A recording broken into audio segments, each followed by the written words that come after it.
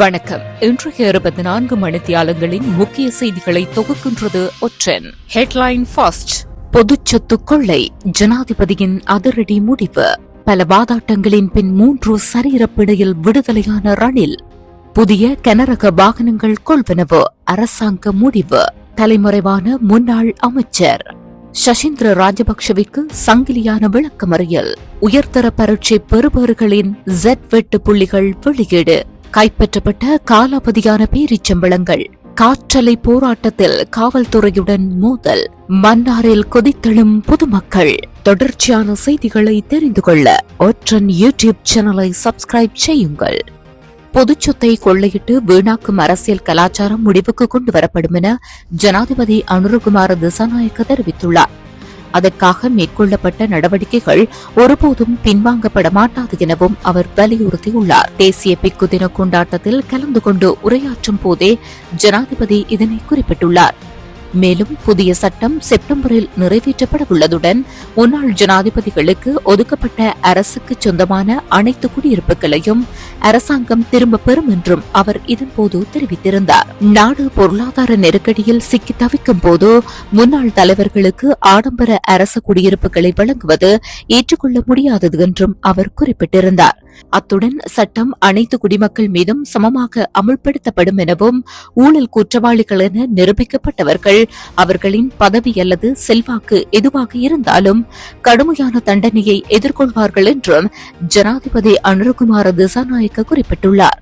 முன்னாள் ஜனாதிபதி ரணில் விக்ரமசிங்கவிற்கு எதிராக தாக்கல் செய்யப்பட்ட வழக்கின் விசாரணை இன்று கொழும்பு கோட்டை நீதவான் நீதிமன்றத்தில் நடைபெற்றது. கொழும்பு தேசிய மருத்துவமனையின் தீவிர சிகிச்சை பிரிவில் தற்போது இருக்கும் முன்னாள் ஜனாதிபதி ஜூம் தொழில்நுட்பம் மூலம் விசாரணையில் இணைந்திருந்தார். முன்னாள் ஜனாதிபதி ரணில் விக்ரமசிங்க சமர்ப்பித்த அழைப்பு கடிதத்திற்கு சட்டப்பூர்வ அங்கீகாரம் இல்லை எனவும் விசாரணை முடியும் வரை அவருக்கு பிணை வழங்கக்கூடாது என்றும் மேலதிக மன்றாடியர் நாயகம் திலீப் பீரிஸ் நீதிமன்றத்தில் தெரிவித்திருந்தார். அத்துடன் முன்னாள் ஜனாதிபதியின் சட்ட ஆலோசகர்கள் பல்வேறு மருத்துவ அறிக்கைகளை நீதிமன்றத்தில் சமர்ப்பித்திருந்தனர். இந்த நிலையில் குற்றப்புலனாய்வுத்துறை மற்றும் குற்றம் சாட்டப்பட்டவர்களுக்காக ஆஜரான வழக்கறிஞர்கள் முன்வைத்த உண்மைகளை கருத்தில் கொண்ட கொழும்பு கோட்டை நீதவான் நிலுபுலி லங்காபுர சந்தேக நபரை தலா 5 மில்லியன் ரூபாய் மதிப்புள்ள 3 சரீரப்பிடையில் விடுதலை செய்திருந்தார். மேலும் நீதவான் விசாரணை அக்டோபர் 29ஆம் தேதிக்கு ஒத்திவைக்கப்பட்டது. மேலும் முன்னாள் ஜனாதிபதி ரணில் விக்ரமசிங்க மேலும் சில நாட்கள் மருத்துவமனையில் சிகிச்சை பெறுவார் எனவும் அறிவிக்கப்பட்டுள்ளது. இதனை ரணில் விக்ரமசிங்கவின் அலுவலகம் உத்தியோகபூர்வமாக தெரிவித்துள்ளது. உள்ளூராட்சி நிறுவனங்களுக்கு புதிய கனரக வாகனங்களை கொள்வனவு செய்ய அரசாங்கம் முடிவு செய்துள்ளது. சில உள்ளூராட்சி நிறுவனங்களில் கிராமப்புற அபிவிருத்திக்கு தேவையான பேக்கோ போன்ற இயந்திரங்கள் இவ்வாறு கொள்வனவு செய்யப்பட உள்ளதாக பொது நிர்வாகம், மாகாண சபைகள் மற்றும் உள்ளூராட்சி மன்ற அமைச்சர் சந்தன அபேரத்ன தெரிவித்தார். பல உள்ளூராட்சி நிறுவனங்களில் தற்போது அத்தகைய இயந்திரங்கள் இல்லை என்றும் அமைச்சர் சுட்டிக்காட்டியிருந்தார். தற்போதுள்ள இயந்திரங்கள் பயன்படுத்த முடியாத நிலையில் இருப்பதாகவும் அடையாளம் காணப்பட்டுள்ளதால் குறித்த உள்ளூராட்சி நிறுவனங்களுக்கு புதிய கனரக வாகனங்களை கொள்வனவு செய்ய நடவடிக்கை எடுக்கப்பட்டு வருவதாக அமைச்சர் சந்தன அபேரத்ன மேலும் குறிப்பிட்டிருந்தார். கைது செய்யப்படுவதை தவிர்த்து வரும் முன்னாள் அமைச்சர் ராஜித சேனாரத்னவின் சொத்துக்களை பறிமுதல் செய்ய உத்தரவிடக் கோரி கொழும்பு தலைமை நீதவான் நீதிமன்றத்தில் கையூட்டல் மற்றும் ஊழல் ஒழிப்பு ஆணைக்குழு மனு ஒன்றை தாக்கல் செய்துள்ளது. கொழும்பு தலைமை நீதவானிடம் இன்று குறித்த மனுவை தாக்கல் செய்த கையூட்டல் மற்றும் ஊழல் ஒழிப்பு ஆணைக்குழு ராஜித சேனாரத்னவின் பெயரில் பதிவு செய்யப்பட்ட 30 மில்லியன் ரூபாய் மதிப்புள்ள சொத்துக்களை பறிமுதல் செய்ய கோரியுள்ளது. முன்னதாக கையூட்டல் மற்றும் ஊழல் ஒழிப்பு ஆணைக்குழு வைத்த சமர்ப்பிப்புகளை தொடர்ந்து கொழும்பு நீதவான் நீதிமன்றம் ராஜித சேனாரத்னவை கைது செய்ய பிடியாணை பிறப்பித்திருந்தது. இந்த நிலையில் அவர் தலைமறைவாகியுள்ளதுடன் அவரது தொலைபேசி இணைப்புகளும் நிறுத்தி வைக்கப்பட்டுள்ளதாகவும் கையூட்டல் மற்றும் ஊழல் ஒழிப்பு ஆணைக்குழு தெரிவித்துள்ளது. அத்துடன் அவர் வேண்டுமென்றே கைது செய்வதை தவிர்த்து வருவதாகவும் குற்றம் சாட்டப்பட்டுள்ளமை குறிப்பிடத்தக்கது. ஊழல் குற்றச்சாட்டின் பேரில் விளக்கமறியலில் வைக்கப்பட்டுள்ள முன்னாள் ராஜாங்க அமைச்சர் சசீந்திர ராஜபக்சவை எதிர்வரும் 29ஆம் தேதி வரை மேலும் விளக்கமறியலில் வைக்குமாறு கொழும்பு நீதவான் நீதிமன்றம் உத்தரவிட்டுள்ளது. லஞ்ச ஊழல் ஆணைக்குழு அதிகாரிகள் மற்றும் பிரதிவாதி தரப்பு சட்டத்தரணிகள் முன்வைத்த வாதங்களை பரிசீலித்த பின்னர் கொழும்பு பிரதான நீதவான் அசங்க போதரகம இந்த உத்தரவை பிறப்பித்தார். முன்னாள் ராஜாங்க அமைச்சர் சசீந்திர ராஜபக்ஷ மகாவலி அதிகார சபையின் நிலத்தில் கட்டப்பட்ட தனது அரசியல் அலுவலகம் அறக்கலைய போராட்டக்காரர்களால் அளிக்கப்பட்டதாக கூறி இழப்பீடாக 88.5 லட்சத்தை சட்டவிரோதமாக பெற்று ஊழல் தடுப்புச் சட்டத்தின் கீழ் ஊழல் குற்றச்சாட்டின் பேரில் லஞ்ச ஒழிப்பு ஆணைக்குழுவால் கைது செய்யப்பட்டு விளக்கமறியலில் வைக்கப்பட்டார். இந்த வழக்கு தொடர்பான லஞ்ச ஒழிப்பு ஆணைக்குழு மேலதிக விசாரணைகளை மேற்கொண்டு வருகின்றது. வழக்கின் அடுத்த விசாரணை ஆகஸ்ட் மாதம் 29ஆம் தேதி நடைபெறவுள்ளமை குறிப்பிடத்தக்கது. 2024 கல்வி பொதுத்தராதர உயர்தர பரீட்சை பெறுபவர்களின் அடிப்படையில் 2024 மற்றும் 2025 கல்வியாண்டிற்கான பல்கலைக்கழக அனுமதிக்கு தேவையான சட்ஸ் மதிப்பெண் வெட்டுப்புள்ளிகளை பல்கலைக்கழக மானிய ஆணைக்குழு வெளியிட்டுள்ளது.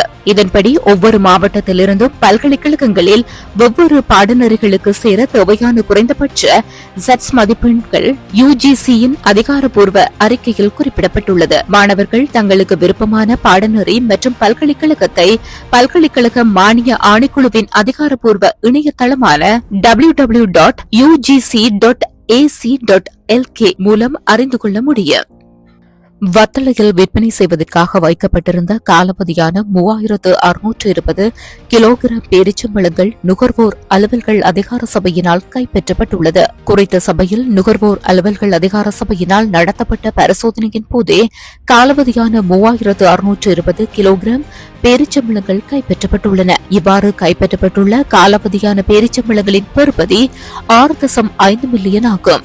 இதனையடுத்து நுகர்வோர் அலுவல்கள் அதிகார சபையினால் காலாவதியான பேரிச்சம்பழங்களுக்கு சீல் வைக்கப்பட்டதுடன் பொறுப்பானவர்கள் மீது சட்ட நடவடிக்கைகளும் முன்னெடுக்கப்பட்டுள்ளது. நுகர்வோர்கள் பாதுகாப்பற்ற மற்றும் காலாவதியான உணவுப் பொருட்களிலிருந்து பாதுகாக்கப்படுவதை உறுதி செய்வதற்காக இந்த நடவடிக்கை எடுக்கப்பட்டதாக நுகர்வோர் அலுவல்கள் அதிகார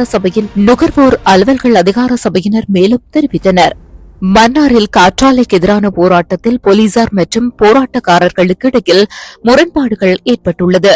மன்னார் மாவட்டத்தில் காற்றாலை செயற்திட்டத்திற்கு எதிராக 24வது நாளாக போராட்டம் முன்னெடுக்கப்பட்டு வருகின்றது. இந்த நிலையில் இன்றைய தினம் மன்னார் மாவட்ட அபிவிருத்தி குழு கூட்டம் மன்னார் மாவட்ட செயலகத்தில் இடம்பெற்றிருந்தது. இதன்போது போராட்டக்காரர்கள் மற்றும் பொதுமக்கள் இணைந்து அபிவிருத்தி குழு தலைவர் மற்றும் அரசாங்க உள்ளடங்கலாக நாடாளுமன்ற உறுப்பினர்களுக்கு மகஜர் ஒன்றை வழங்குவதற்கு மாவட்ட செயலகத்திற்குள் அனுமதியான முறையில் நுழைந்த நிலையில் போலீசார் போராட்டக்காரர்களை வெளியேற்ற முயற்சித்துள்ளனர். இதன்போது போராட்டக்காரர்கள் வெளியேற முடியாது என தெரிவித்த நிலையில் போலீசார் மற்றும் போராட்டக்காரர்களுக்கு இடையில் முரண்பாடு இடம்பெற்றுள்ளது. இந்த நிலையில் மன்னார் மாவட்ட மேலதிக அரசாங்க அதிபர் சம்பவ இடத்திற்கு வருகை தந்த நிலையில் போராட்டக்காரர்களை அமைதியான முறையில் மாவட்ட செயலகத்திற்குள் அனுமதித்துள்ளார். தொடர்ந்தும் நீண்ட இழுபறைக்கு பின்னர் போராட்டக்காரர்கள் அபிவிருத்தி குழு உறுப்பினர்களையும் மற்றும் அபிவிருத்தி குழு தலைவரினையும் சந்தித்து பல்வேறு கோரிக்கைகள் அடங்கிய மகஜரினை கையளித்துள்ளனர். குறித்த போராட்டத்திற்கு ஆதரவு வழங்கும் விதமாக அருட்தந்தை சக்திவேல் தலைமையில் அருட்தந்தை அருட்சகோதரர்கள் பலர் போராட்டத்தில் கலந்து கொண்டு ஆதரவு வழங்கியிருந்தமையும் குறிப்பிடத்தக்கது. தொடர்ச்சியான செய்திகளை தெரிந்து கொள்ள ஒற்றன் யூடியூப் சேனலை சப்ஸ்கிரைப் செய்யுங்கள்.